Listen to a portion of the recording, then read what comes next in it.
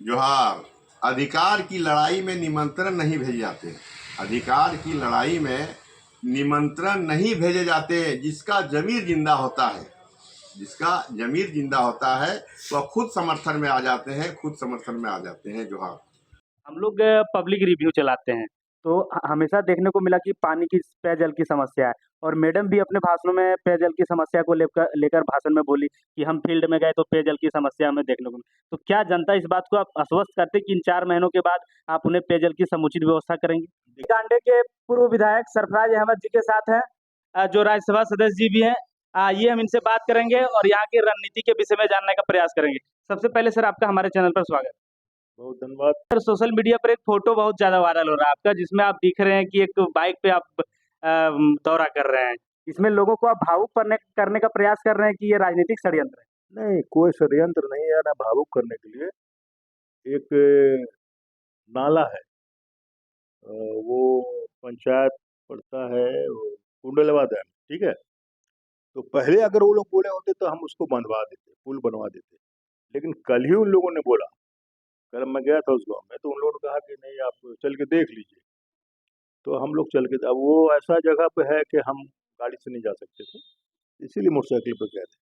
और मैंने कहा कि आने वाले दिनों में उसको हम बनवा देते, अगर बनवा देंगे निश्चित रूप से बनवा देंगे।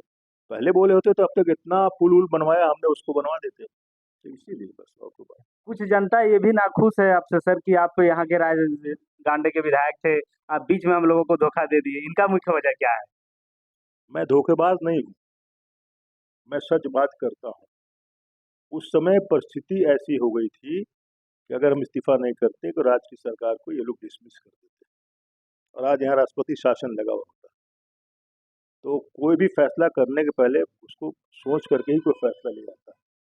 तो राष्ट्रपति शासन लगा होता या बीजेपी का शासन लगा होता, तो उससे अच्छा है ना कि हमारा ही शासन चल रहा है, एक सेकुलर गवर्नमेंट है, जेएमएम की सरकार है, गठबंधन की सरकार है। इसीलिए मैंने किया था। और मैं भागा कहाँ हूँ, मैं राज्यसभा में गया हूँ तो सेवा किसकी करूँगा? कोई लंदन अमेरिका जाकर नहीं करूँगा ना, इसी क्षेत्र के लोगों की, इसी जिला के लोगों की। और गांडे हमारा हमारा कर्म भूमि है। मेरी शुरुआत, राजनीतिक शुरुआत वहीं से हुई है। निश्चित रूप से मैं इसी जमीन की सेवा करूंगा। और आप याद कीजिए, आप लोग तो छोटे होंगे, मैं एक बार बिहार में एमएलसी भी बना था, मिनिस्टर भी बना था। तो एमएलसी का सारा जो भी हमारा व्यवस्था होता था वो इसी भूमि पर हमने खर्चा किया, ठीक है। इसलिए मैं, जो लोग ये कह रहे हैं कि धोखा देके चलेगा पुराना, वो हमारे विरोधी है। इस तरह की बातें नहीं करनी चाहिए। देखिए, किसी की बुराई किसी की अच्छाई नहीं हो सकती है। आप अपनी अच्छाई लोगों के सामने पेश कीजिए कि आप क्या कर सकते हैं, क्या कर रहे हैं। हमने जो नहीं किया, वो नहीं कर पाया, नहीं किया।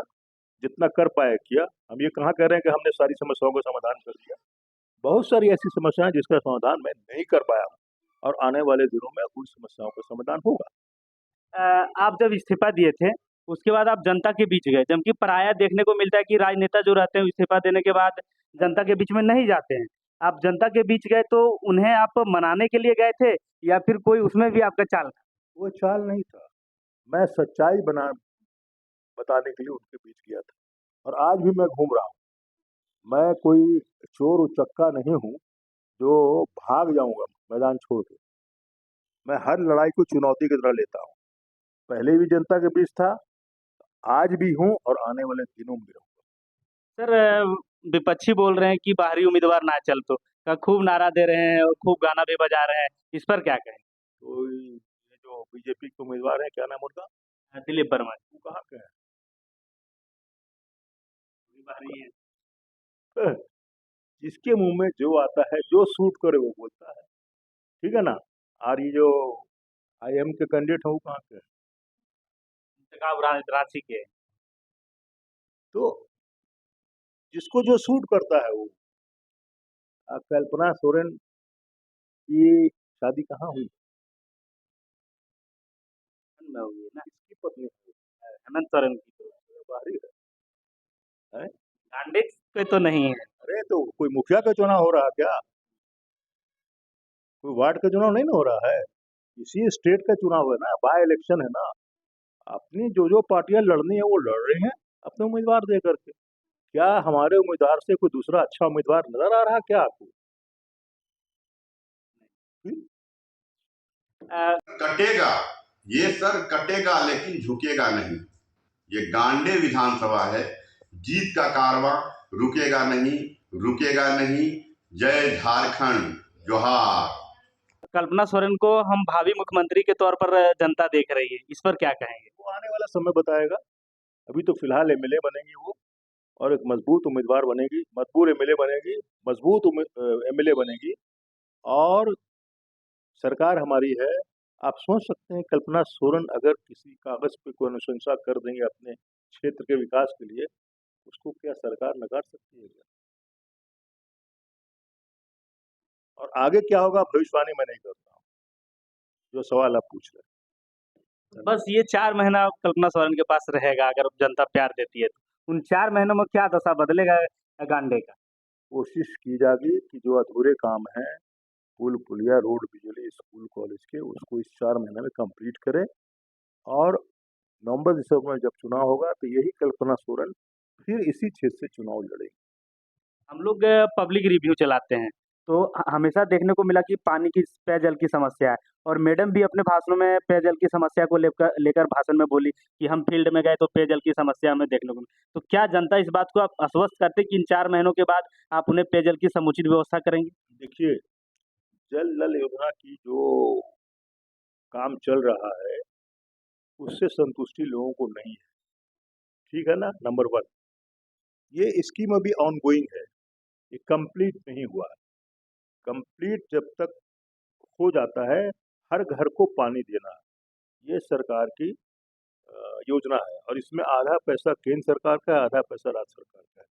कंप्लीट होने के बाद हमारे जो जनप्रतिनिधि हैं, मुखिया हैं, पंचायत समिति है, वार्ड, उनका दस्तखत होना है कि ये काम कंप्लीट हो गया, हर घर को पानी मिल गया, ठीक है ना? तभी उनका पेमेंट होगा। अभी पेमेंट कोई लेके संवेदक भाग नहीं रहा, भाग नहीं गया है। काम कंप्लीट उसको हर हालत में करना है, और सरकार उससे करवाएगी। और अगर कहीं क्राइसिस है, कहीं कोई प्रॉब्लम है पानी का, तो उसके लिए चापाकल की व्यवस्था भी की जा रही है। अभी बहुत जगहों पे बोरिंग हो गया है, नल लग गए हैं, पानी नहीं आया। वो बोरिंग हो सकता है फ्लॉप कर गया हो, तो राज्य सरकार ऑलरेडी व्यवस्था कर रही है कि उसको और डीप करेंगे, दूसरे जगह पे करेंगे, और टंकी में पानी भरा जाएगा, और लोगों को, यहाँ क्या है, लोगों की सोच हो गई एटीएम टाइप की। जैसे एटीएम में क्या है, कार्ड डालो और पैसा निकालो, समय लगेगा ना, किसी भी काम में समय थोड़ा लगता है। तो वो, मुझे उम्मीद है, और अभी सब जगह शिकायत इसकी मिल रही है, मैं इससे सहमत हूँ, लेकिन जब वो काम कंप्लीट हो जाएगा तब देखेंगे कितनी शिकायतें आती हैं। अ, आप जनता के बीच जा रहे हैं, तो आप जनता से अभी क्या कह रहे हो, और जनता का रिएक्शन आपके प्रति, मैम के प्रति क्या हो रहा है? अरे इतना स्वागत हो रहा है, इतना बढ़िया है, सब लोग, समाज का हर वर्ग आज मैडम को वोट देने के लिए तैयार है। आप देखिएगा ना 4 तारीख को आपको सामने सामने सामने रिजल्ट मिल जाएगा। क्या आंकड़ा रखे हैं आप जीत का? नहीं, वो सब मैं भविष्यवाणी नहीं करता, और उम्मीद है जिस तरह से लोगों का प्यार इसमें मिल रहा है, ये बहुत अच्छे मतों से हम लोग इस सीट को निकालें। जनता जनार्दन से क्या अपील करेंगे? मैं अपील करना चाहता हूँ कि मैं 1980 से इस ज़मीन से जुड़ा हुआ हूँ, और आगे भी जुड़ा रहूँगा जब तक मेरा जीवन है, जब तक मेरे बदन में खून है। आप विश्वास करके हमारे उम्मीदवार को, मैडम कल्पना सोरेन को आप जिताएं, और निश्चित रूप से वो अच्छे ढंग से आपकी सेवा करेंगे। मैं आपसे अपील करता हूँ कि आप हमारी मदद करें इस समय। धन्यवाद। धन्यवाद। पब्लिक डिमांड न्यूज़ चैनल के माध्यम से डॉक्टर सरफराज अहमद जी को आप सुन रहे थे। इनके विचारों को लेकर क्या कहते हैं, हमें कमेंट सेक्शन में बताइए। हम मिलते हैं नए वीडियो में। जनता जनार्दन की जय। न्यू गिरिडीह रेलवे स्टेशन के बगल जमीन खरीदने के लिए संपर्क करें 9771638361।